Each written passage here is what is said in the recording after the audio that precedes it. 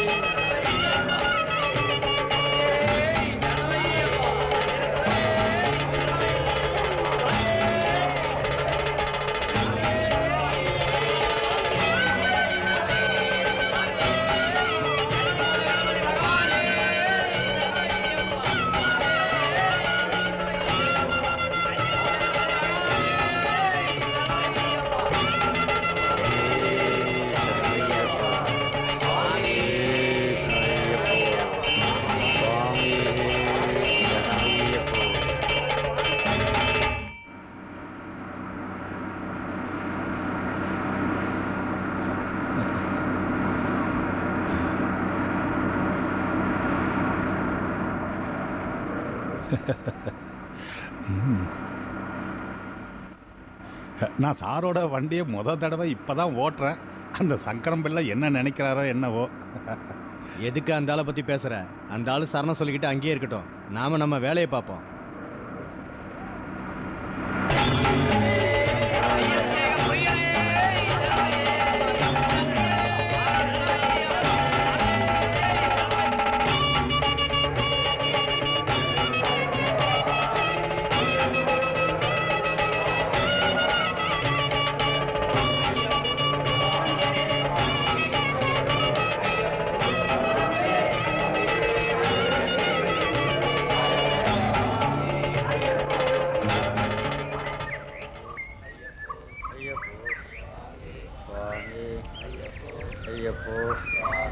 பள்ளிக்கட்டு பள்ளிமூலம் சுவாமி ஐயப்போ சுவாமி ஐயப்போ சுவாமி சுவாமி சுவாமி சுவாமி சுவாமியே சரணம் ஐயப்பா. ஐயப்பா ஐயப்பா தண்ணி கொடுங்க. ஐயப்பா சுவாமி ஐயப்போ சுவாமி ஐயப்போ சுவாமி ஐயப்போ. உங்க கூட வேற யாரும் வரலையா? இல்ல சுவாமி. எழுந்திருக்க. நாம உடனே டாக்டரை பரவாயில்ல சுவாமி. இல்ல அப்படி சொல்லக்கூடாது. நாம உடனே ஹாஸ்பிட்டலுக்கு போறோம். இதுக்கு மேல நீங்க எங்க கூட வாங்க வாங்க.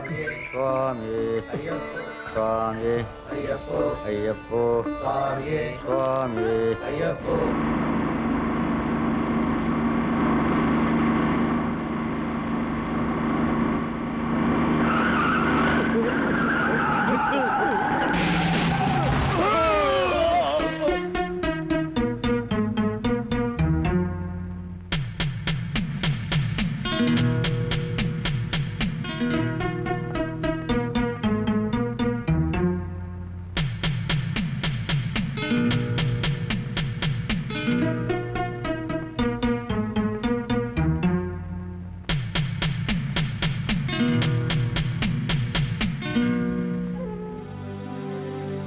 நீங்க என் பையனோட உயிரை காப்பாத்திட்டீங்க.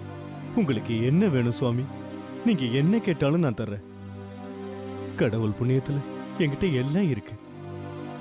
எனக்கு இப்போதைக்கு எந்த உதவியும் வேண்டாம். விரதம் இருந்து மலைக்கு போற ஒரு சாமி செய்யற கடமையை தான் நான் செஞ்சேன். உண்மையை சொல்லணும்னா ஐயப்பன் தான் உங்க பிள்ளைய காப்பாத்தினது. நான் வரட்டுமா?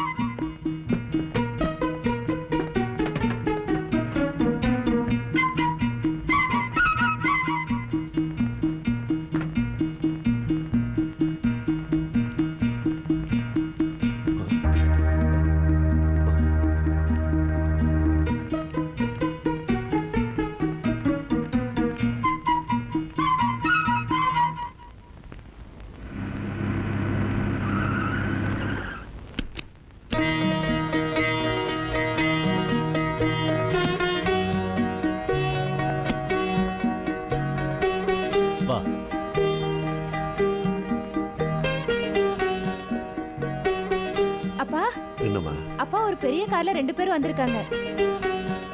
ஆ?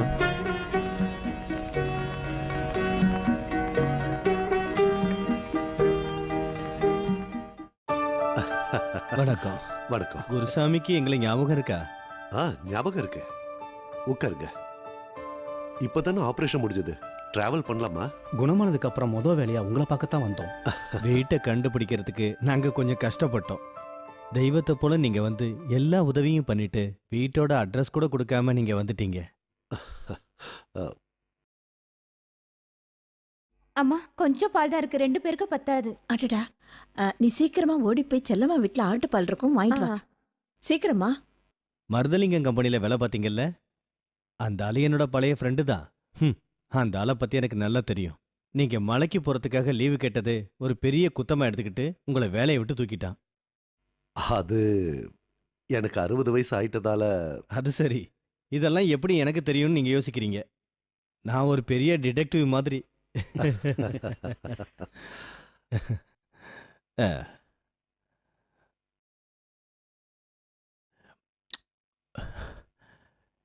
ஏதோ அப்பாவோட வேலை தான் போயிடுச்சு.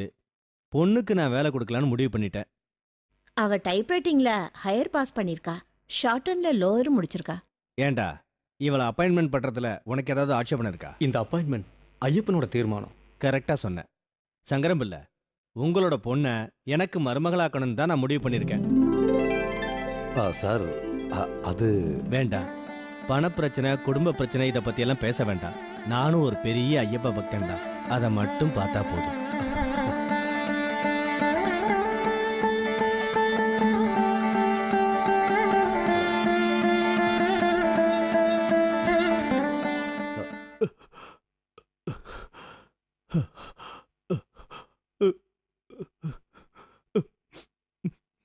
என் பொண்ணோட கல்யாணம் சார். உங்களால வர முடியாதுன்னு எனக்கு தெரியும். உங்க மனசால நீங்க அவளை வாழ்த்தணும்.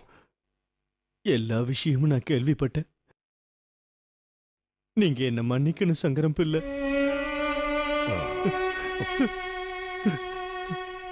எனக்கு ஐயப்பன் கொடுத்த தண்டனை தான் இது.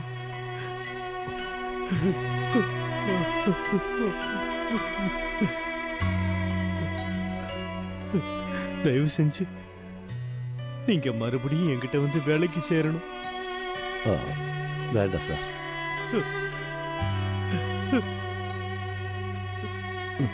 அன்னைக்கு நீங்க என்கிட்ட சொன்னதை நான் அட்வைஸா எடுத்துக்கிட்டேன். இனிமே இருக்கிற காலம் ஐயப்பனுக்கு சேவை செய்யறதா நான் முடிவு பண்ணிட்டேன். நான் வரேன் சார். அழக்கூடாது. ஐயப்பனோட அருளால உயிருக்கு எந்த ஆபத்தும் இல்லையே சார். அடுத்த வருஷம் நானும் சபரிமலைக்கு மாலை போட்டு வரேன். நானும் கூட வரட்டேன் சார்? ஐயப்பனோட அருள் இருந்தா நாம ஒன்னா போலாம். ஆமா, அடுத்த வருஷம் நானும் உங்களோட மாலை போட்டு சபரிமலைக்கு வர்றேன். சுவாமியே சுவாமியே சரணமையப்பா.